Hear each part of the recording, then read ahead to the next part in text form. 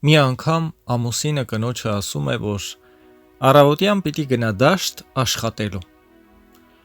Կինը պատասխանում է, որ եթե Տերը կամենա, անպայման կգնաս։ Սա էլ նայելով կնոջը, ասում է, ուզում է Տերը կամենա, ուզում է չկամենա, ինչ էլ ուզում է լինի, աշխարհն էլ փուլ գա,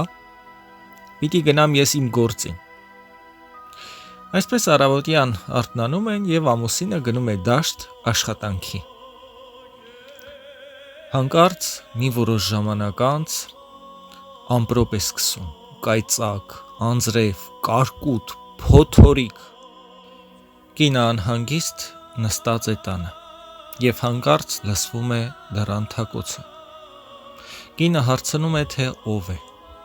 իսկ դռան մյուս կողմից ամուսինը պատասխանում է. Եթե Տերը կամենա, ես եմ, բացիր դուռը։ Ահա այսպես ամուսինը դաս է յուրացնում, դաս է առնում, որ ամեն բան պիտի Տիրոջ կամքով արվի, անգամ մեր աշխատանքը, անգամ մեր առօրյա ամեն ինչը պիտի Տիրոջ կամքով լինի, պիտի Տիրոջ օրհնությամբ լինի։ Դրա մասին խոսում է նաև Սուրբ Հակոբոս առաքյալը։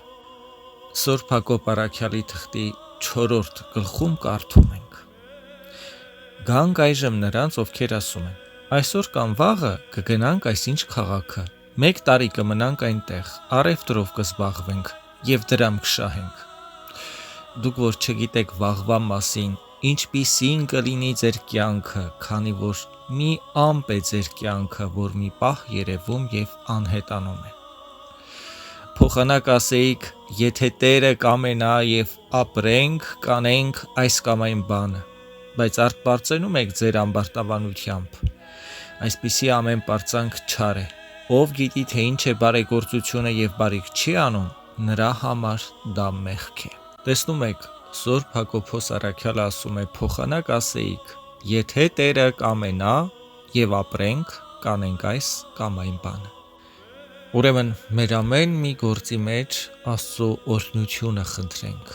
եւ ասենք. եթե Տերը կամենա, կապրենք եւ կանենք։